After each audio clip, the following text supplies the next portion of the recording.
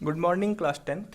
In previous lecture, we have completed the concept based on distance formula. Means distance formula क्या होता है ना? What is distance formula and how to tackle the questions based on distance formula and the application of distance formula also. ठीक है ना? उसमें आप लोगों को मैंने क्वेश्चंस करने के लिए बोला था. आप लोग शायद क्वेश्चंस किए होंगे बच्चे. ठीक है ना? उस क्वेश्चंस को जो एनसीईआरटी और आर शर्मा के क्वेश्चन है, बहुत ही इंपॉर्टेंट क्वेश्चन है, वहां से आपको 2 से 3 नंबर क्वेश्चन देखने को मिलेंगे. ठीक है ना? आज हमारा जो कॉन्सेप्ट है वो सेक्शन फार्मूला है. सेक्शन फार्मूले को हम दो तरीके से डिवाइड किए बेटा.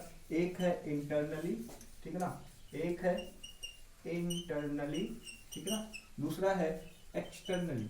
ठीक है, दोनों में बस इतना ही अंतर है, इतना ही अंतर है. इसमें पॉजिटिव होता है, इसमें नेगेटिव होता है.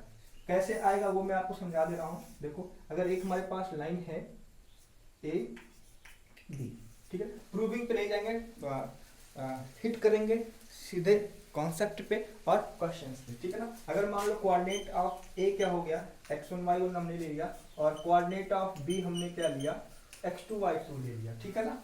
बात समझ रहे हो?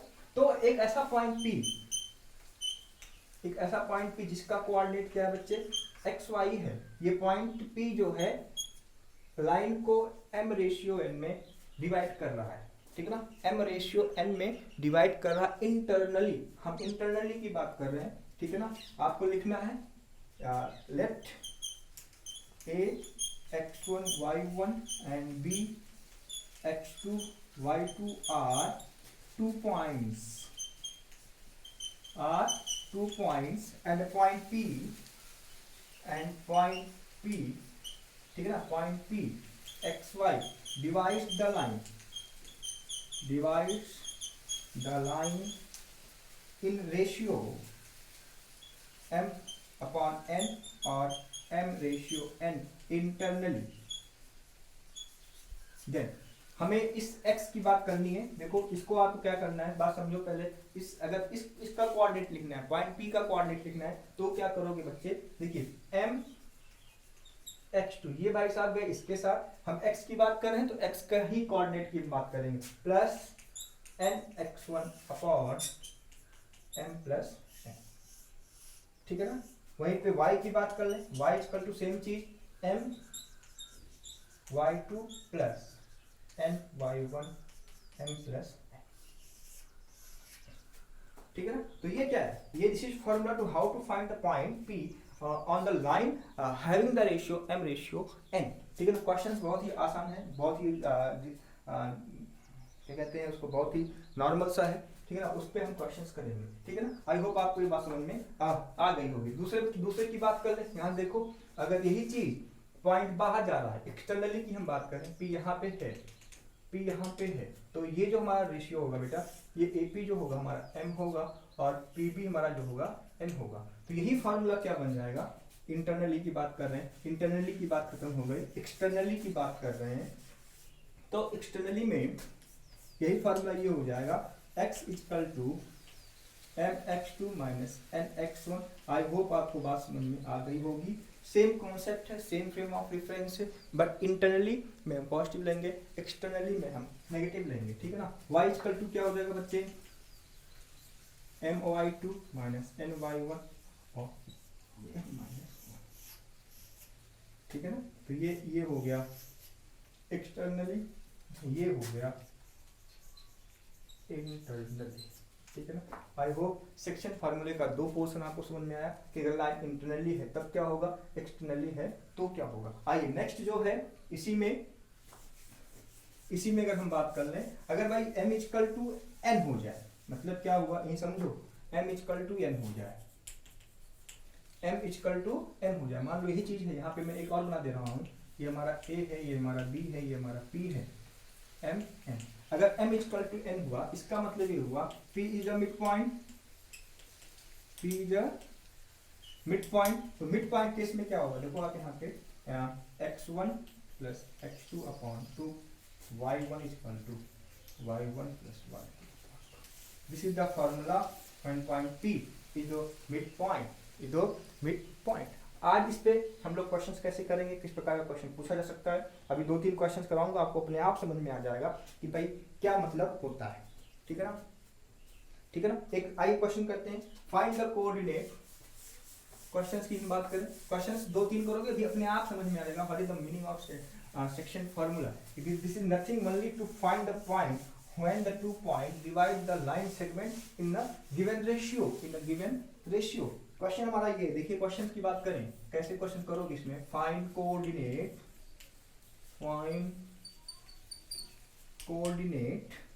Of the point which trisect the line segment.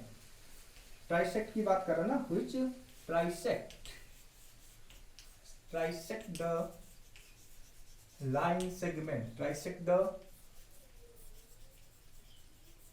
segment, ठीक है ना। लाइन सेगमेंट 1 -2 -3 -4, ठीक है ना। हमें कोऑर्डिनेट निकल, देखो ये बहुत ही आसान सा क्वेश्चन हुआ।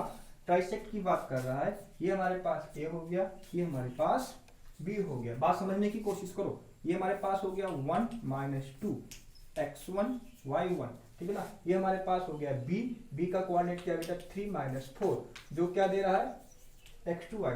तो दो पॉइंट हैं P Q। ट्राइसेक्ट की बात कर रहा है तो लैम्डा रेशियो 1 की बात करें तो लैम्डा ये हुआ, लैम्डा ये हुआ, लैम्डा ये हुआ, ठीक है ना। कोऑर्डिनेट P की बात करूं, देखो अगर इसको हमने xy मान लिया, सो कोऑर्डिनेट ऑफ P क्या होगा, कोऑर्डिनेट ऑफ P क्या होगा। अगर हम P की बात करें तो अगर ये लैम्डा हुआ, बात समझो, तो ये पूरा कितना होगा 2 लैम्डा होगा। बात समझ रहे हो ना। अगर ये लैम्डा है तो 2 लैम्डा होगा। तो कोऑर्डिनेट ऑफ x क्या होगा, आप समझने की कोशिश करो। फार्मूला आपके पास दिया हुआ है, लैम्डा इंटू x2 मतलब इंटू 3 प्लस ये इसके साथ 2 lambda into -2 upon lambda plus 2 lambda. Value क्या देगा बच्चे 3 lambda minus 4 lambda, 2 × 4 lambda upon 3 lambda, ठीक है। क्या होगा minus lambda upon 3 lambda, cut जाएगा -1/3। x की वैल्यू क्या आएगी बोलो -1/। ऐसे y की बात कर लूं, lambda into -4, lambda into -4 plus 3 lambda into -2 plus lambda into 2 lambda into -2 upon lambda plus 2 lambda. यहाँ पे मैं लिख दे रहा हूँ m = हो गया लैम्डा, n = हो गया 2 लैम्डा। x1 हमारा ये है, y1 हमारा ये है, x2 हमारा ये है, y2 हमारा ये है, ठीक है ना। y = क्या हो जाएगा बच्चे -4 लैम्डा -4 लैम्डा अपॉन 3 लैम्डा, ये हो जाएगा 8 lambda upon 3 lambda. Lambda lambda cancel, y की वैल्यू क्या हो जाएगी बच्चे -8/3। आई होप आपको समझ में आ रही है। इस पॉइंट का कोऑर्डिनेट क्या हो जाएगा -1/3 -8/3। ऐसे आप पॉइंट P का निकाल लोगे। तो Q का निकालने के लिए क्या करोगे, ये आप अपने आप से करोगे, ठीक है ना। ये पॉइंट क्या हो जाएगा 2 लैम्डा हो जाएगा और ये क्या हो जाएगा लैम्डा हो जाएगा। सेम कॉन्सेप्ट, सेम फॉर्मूला आपको अप्लाई करना है, ठीक है ना। तो आई थिंक सो आपको बात समझ में आई होगी कि बेसिक फार्मूले से किस प्रकार से क्वेश्चंस आप सॉल्व करोगे, ठीक है ना। चलिए आइए दूसरा क्वेश्चन देख लेते हैं हम लोग। सीबीएसई ने पूछ रखा है, इंपॉर्टेंट है, ये भी सीबीएसई ने पूछा है, ठीक है ना। एक चीज है प्लस माइनस का ध्यान बेटा आप जब देखें ना कहीं गड़बड़ ना हो, ठीक है ना। 2 लैम्डा देखिए यहाँ पे माइनस लैम्डा इंटू, ठीक है जहाँ तक सही है, कैलकुलेटर ने सही किया, आप लोग एक बार देख लीजिएगा कहीं प्लस माइनस की गलती ना हुई हो, ठीक है ना। क्योंकि थोड़ा सा मैं स्पीड में हूँ, स्पीड के साथ पढ़ना है, क्योंकि सिलेबस मेरा थोड़ा सा पीछे है, ठीक है, ड्यू टू कोरोना। उसको हमें कंप्लीट करना इस प्लेटफॉर्म पे, मतलब कि online teaching with respect to YouTube, ठीक है ना। हमें सिलेबस को पूरा करना है इस तरह के फॉर्मेट में, ठीक है ना। तो थोड़ा सा स्पीड हमारी तेज होगी, ठीक है। आपको क्या है थोड़ा सा हमारे साथ कोऑपरेट करना है, थोड़ा सा समझना है। क्वेश्चन हमारा ये है फाइंड रेशियो। अब यहाँ पे कह रहा है अगर रेशियो दिया होगा तो पॉइंट निकाल लोगे। दूसरे टाइप का है find ratio which the point,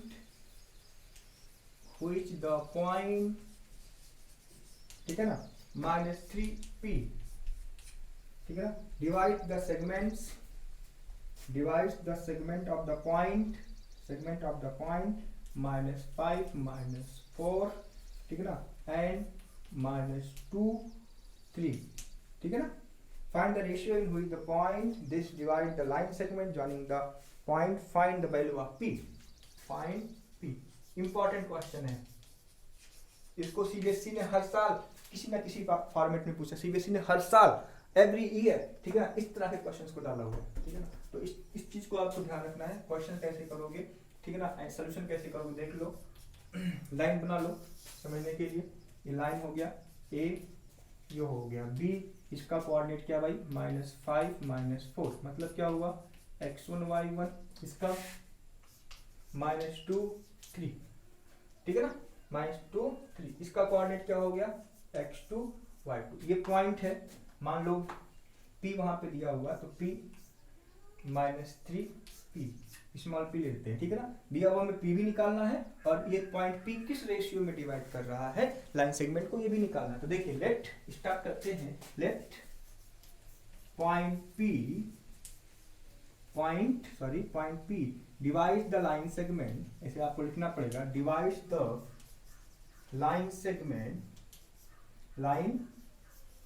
segment in k ratio 1 where k equal to m/n, ये आपको देखना पड़ेगा, ठीक है ना। तो ये हमारा k हो गया, m की वैल्यू k हो गई, n की वैल्यू, तो x का फार्मूला पता है आप लोगों को, mx2 plus nx1 upon m plus n, y equal to क्या होगा बेटा my2 plus ny1 upon m plus n। फट से रखो वैल्यू, यहाँ से x की वैल्यू क्या है भाई -3 इक्वल टू p की वैल्यू क्या है k into -2, k into -2 plus 1 into -5 upon k plus 1। पहले हम इसी को सॉल्व कर लेते हैं, फिर यहाँ से बात करेंगे k की वैल्यू क्या आ जाएगी, ठीक है ना। -3 equal to -2k -5 upon k plus 1, cross multiply करो,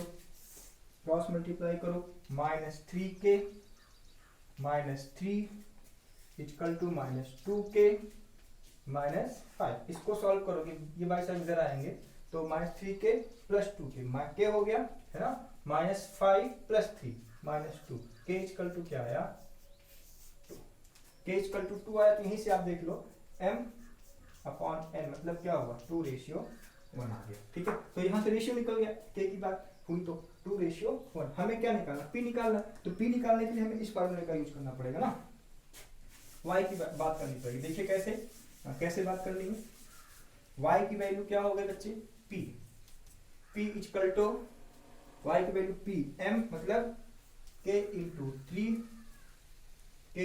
3 plus 1 into -4 upon k plus 1। k की वैल्यू पता है हमको, k की वैल्यू पता है, 3 के पहले लिख लेता हूँ -4 अपॉन k प्लस 1, k की वैल्यू पता है, लिख दो, 3 2 जा 6 -4 अपॉन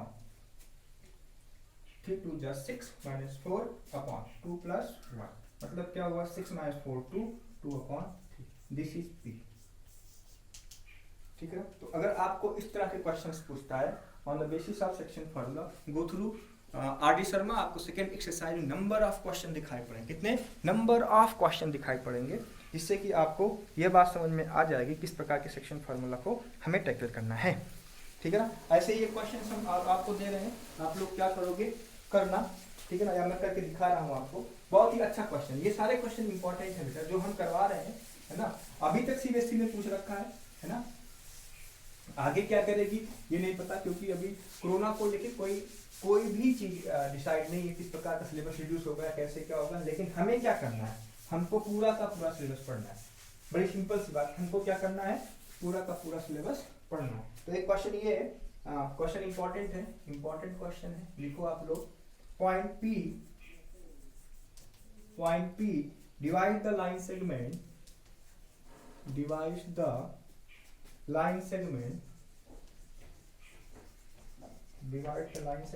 पॉइंट हमारा क्या है बच्चे, -1 3 एंड 9 8, ठीक है ना, 9 8, and such that AP upon BP equal to K ratio 1, ठीक है ना। इफ P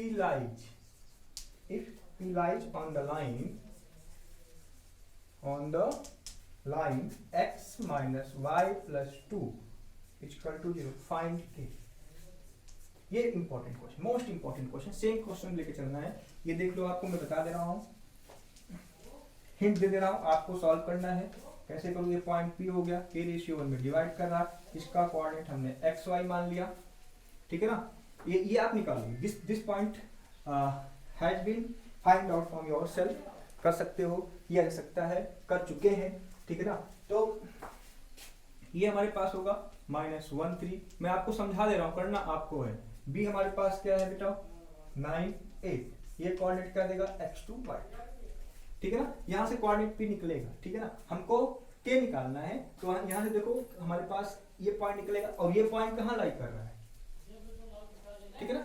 ये पॉइंट कहाँ लाई कर रहा है, लाइन पे लाई कर, तो पॉइंट लाइन पे लाई करा तो क्या करेगा, सेटिस्फाई करेगा, तो सेटिस्फाई करेगा तो वहां से k की वैल्यू निकल जाएगी। फर्स्ट पॉइंट नंबर 1 क्या करना है, find coordinate of p, find coordinate of p, ठीक है ना।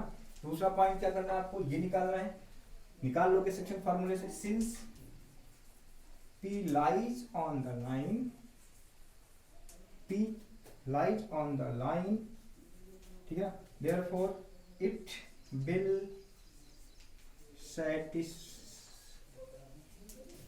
the given equation of line, ठीक है ना। तो वहां से k की वैल्यू निकल जाएगी, ठीक है ना। इस तरह से आपको क्वेश्चन करना है on the basis of section formula. कल कोऑर्डिनेट ज्योमेट्री पे दूसरा कॉन्सेप्ट पढ़ेंगे, आपके 10th स्टैंडर्ड तक का ही, जिससे आपके सीबीएसई बोर्ड एग्जाम सही हो सके, और जब भी आप कभी कंपटीशन में बैठो on the basis of 10th class, तो आपके क्वेश्चन आसानी से हो सके, ठीक है ना। तो इस प्रकार के क्वेश्चन आप सॉल्व करो, नहीं आए तो मेरे से पूछो, ठीक है ना। बात समझ में आ रही बेटा? तो आज के लिए इतना ही बेटा, थैंक यू।